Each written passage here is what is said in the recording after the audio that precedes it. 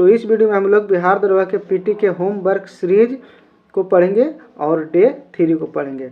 इससे पहले की वीडियो में 1 और 2 डे था, दोनों डे का हम लोग पढ़ चुके हैं। जो नहीं पढ़े कृपया उसे आप लोग जा करके देख लीजिएगा। जो स्टूडेंट हैं बिहार दरोगा की तैयारी करते हैं ज़रूर इस वीडियो को देखें, क्योंकि इससे ज़्यादा क्वेश्चन आने की संभावना है। इसमें टोटल 70 क्वेश्चन है और पूरी अच्छी तरीक़ा से इसका डिस्कशन किया गया है। तो इसको सभी लोग ध्यानपूर्वक देखिए और समझिए। जो लोग ज्ञान बिंदु में क्लास करते हैं उनको तो PDF मिला होगा, तो वो लोग को तो पता ही होगा। और जो लोग नहीं देखे हैं तो कृपया इस सेट को ज़रूर आप लोग देख लीजिए। और दूसरी चीज़ कि जिनको PDF चाहिए हमारे टेलीग्राम चैनल से ज्वाइन कर लीजिएगा, वहाँ पे आप लोग का PDF मिल जाएगा। तो चलिए, बिहार दरोगा के दृष्टिकोण से बहुत ही महत्वपूर्ण यह सेट प्रैक्टिस है जो कि होमवर्क स्पेशल है। देखिएगा, इसमें करेंट अफेयर से कुछ क्वेश्चन है और कुछ क्वेश्चन बैंक से भी क्वेश्चन है। एक तरीक़ा से मॉडल सेट यह बनाया गया है। इसमें देखिएगा, हाल ही में हमसफ़र नीति का शुभारंभ किस मंत्रालय द्वारा किया गया? तो सड़क परिवहन एवं राजमार्ग मंत्रालय के द्वारा किया गया है। देखिए फिर क्वेश्चन है, सागरमाला परियोजना का संबंध किससे है? सागरमाला की बात किया जा रहा है तो बंदरगाहों से है। अब भारतमाला परियोजना का संबंध किससे है? तो सड़क निर्माण से है। उसके बाद है, किस राज्य में पोलाम्बरम परियोजना के खिलाफ स्थानीय लोगों ने फिर से अपना विरोध शुरू कर दिया है? तो आंध्र प्रदेश हो जाएगा यहाँ पे राइट आंसर। उसके बाद देखेंगे, पोलाम्बरम परियोजना किस नदी पर अवस्थित है? तो गोदावरी नदी पर है। किस नदी पर है? गोदावरी नदी पर अवस्थित है। पोलाम्बरम परियोजना को राष्ट्रीय परियोजना कब घोषित किया? 2014 में। नई चेतना 3.0 योजना की शुरुआत कब और कहाँ की गई है? तो 2014 में नई दिल्ली में की गई है। महिलाओं के साथ हिंसा उन्मूलन के लिए दिवस कब मनाया जाता है? तो 25 नवंबर को।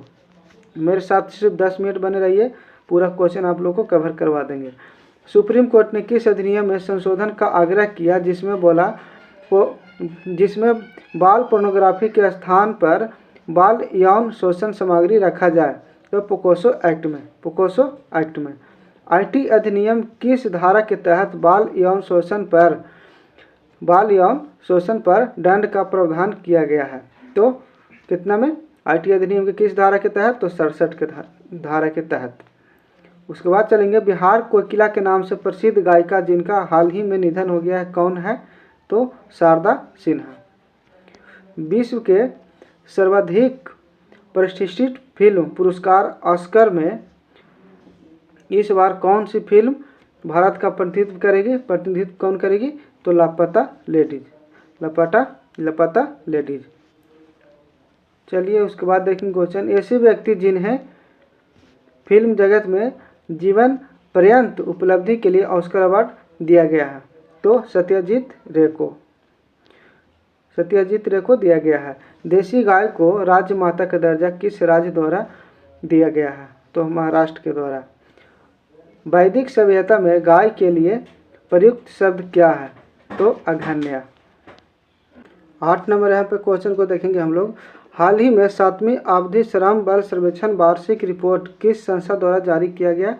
तो श्रम ब्यूरो के द्वारा जारी किया गया।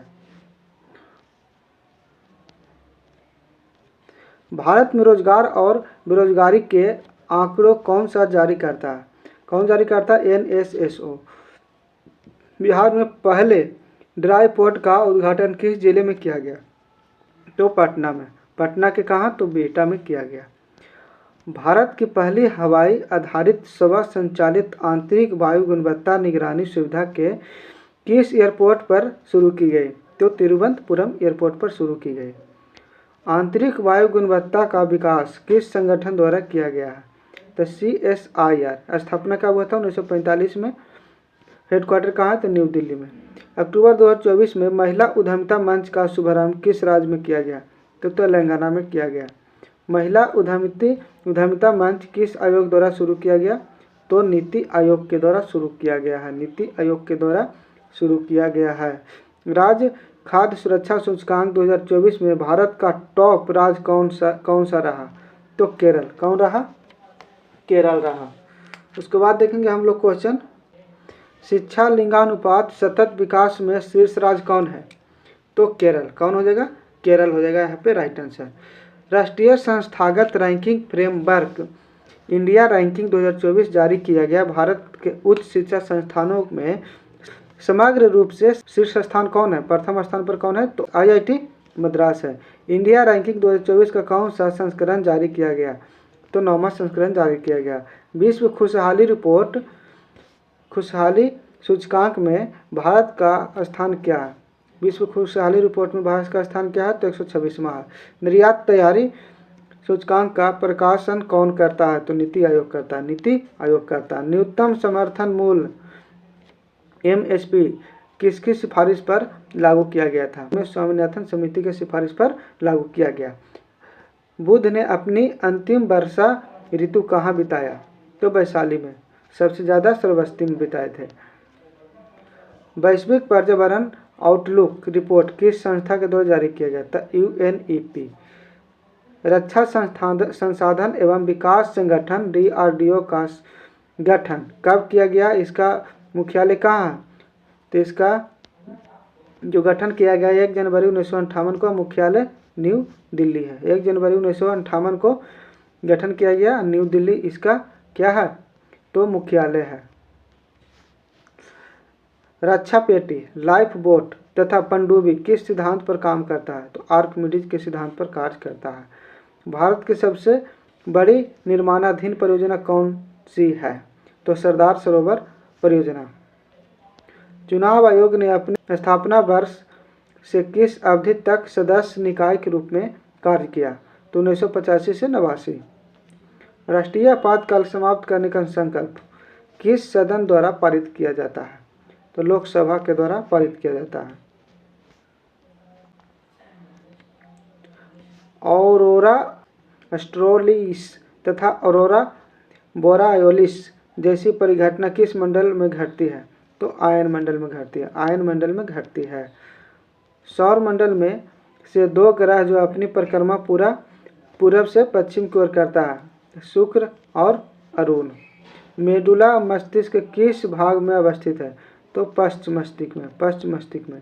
बिहार की दूसरी रामसर साइट नागी और नकटी बिहार के किस जिले में अवस्थित है? जमुई जिले में अवस्थित है। विश्व पर्यावरण दिवस पहली बार कब मनाया गया? तो 5 जून 1974 को। भारत में कौन सी नदी कर्क रेखा को 2 बार काटती है? तो माही नदी है जो कर्क रेखा को 2 बार काटती है। घाघरा नदी गंगा में कहाँ पर मिलती है? तो छपरा में मिलती है। नर्मदा और ताप्ती नदी के बीच अवस्थित पहाड़ी कौन सी है? तो सतपुरा पहाड़ी अवस्थित है। इलाहाबाद की संधि किस युद्ध के बाद की गई? तो बक्सर के युद्ध के बाद। 22 अक्टूबर 1764 को बक्सर की युद्ध हुआ था।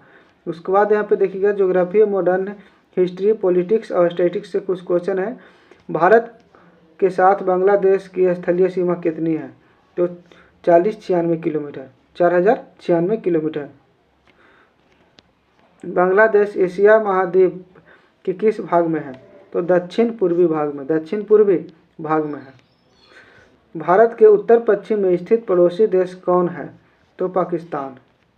अफगानिस्तान भारत से किस गलियारे से गुजरता है? अफगानिस्तान भारत से किस गलियारे से गुजरता है?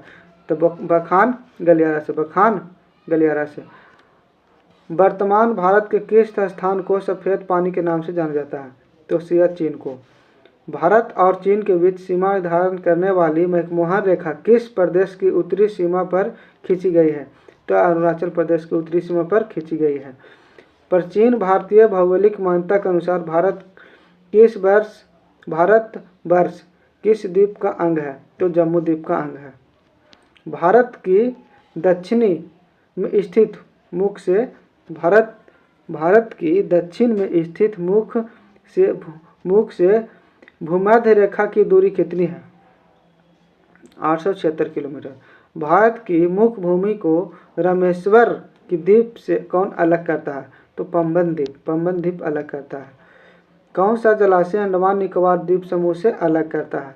तो 10 डिग्री चैनल। भारत का अक्षांशीय और देशांतरीय विस्तार लिखिए। अक्षांशीय विस्तार की बात करेंगे।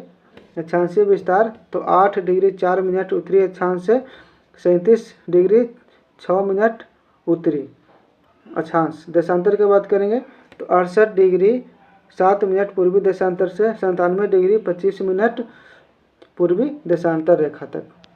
भारत का सुदूर दक्षिणतम बिंदु क्या है? इंदिरा पॉइंट। दक्षिणतम बिंदु इंदिरा पॉइंट है। BEIC की स्थापना के समय भारत के राजा और ब्रिटेन की महारानी कौन थी? राजा अकबर, रानी एलिजाबेथ प्रथम।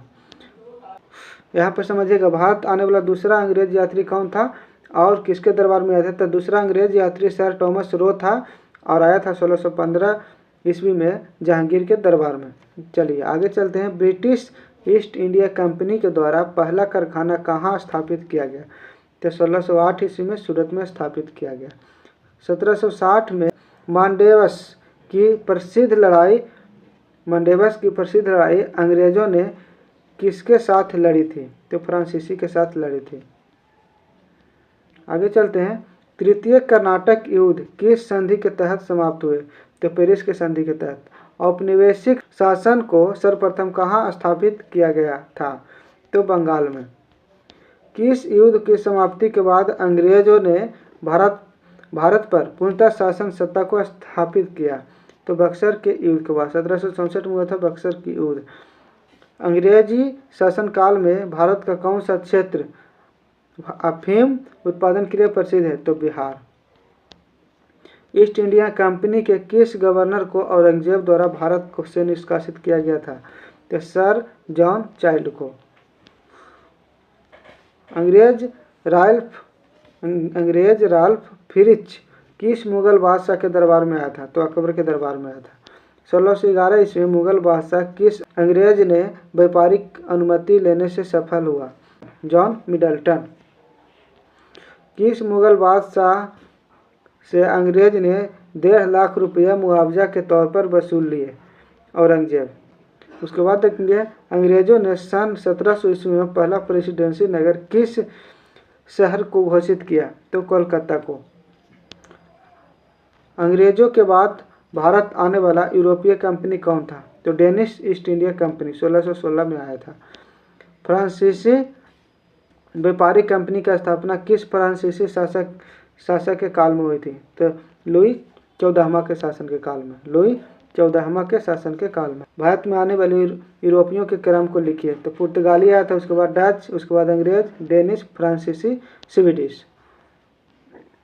61 नंबर क्वेश्चन देंगे। 1858 के शाही अधिनियम के समय भारत का गवर्नर जनरल वायसराय कौन था?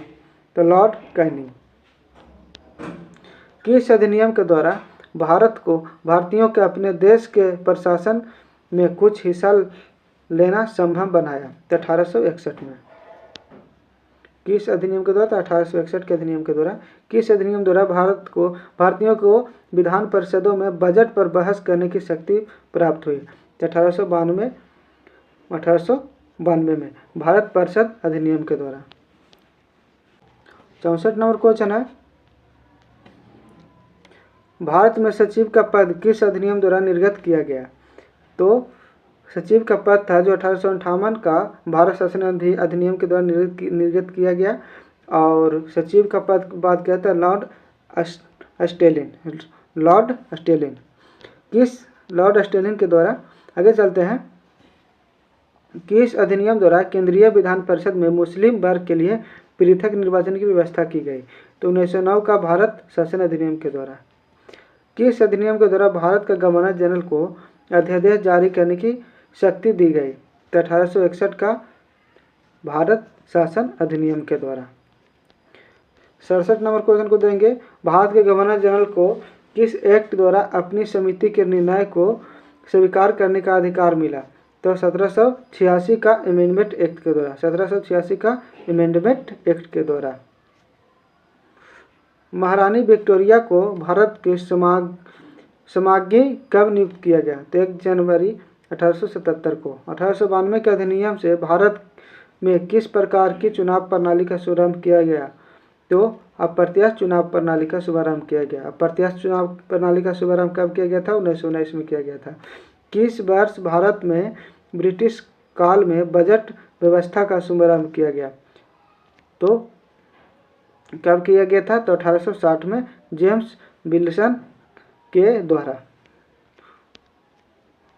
भारतीय संविधान के लिए पहली बार अनौपचारिक मांग किस विधेयक में की गई है? तो स्वराज विधेयक में की गई है, 1895 में किया गया था और बाल गंगाधर तिलक ने किया था, बाल गंगाधर तिलक के द्वारा किया गया था। स्टैची आयोग का गठन कब और किस गवर्नर जनरल वायसराय के समय किया गया? तो 1876 में लॉर्ड लिटन के द्वारा किया गया, लॉर्ड लिटन के समय में। यक्षगान कहाँ का लोक नृत्य है? तो कर्नाटक का। गरबा कहाँ के लोक नृत्य है? तो गुजरात के। उसके बाद है उड़ीसा के किस नृत्य को अर्थशास्त्रीय नृत्य का दर्जा दिया गया है? तो छौ को। यहाँ पे हमारा पूरा सेट था, क्वेश्चन पूरा समाप्त हो गया है। इसके बाद हम लोग नेक्स्ट वीडियो में होमवर्क सीरीज नंबर 4 को पढ़ेंगे।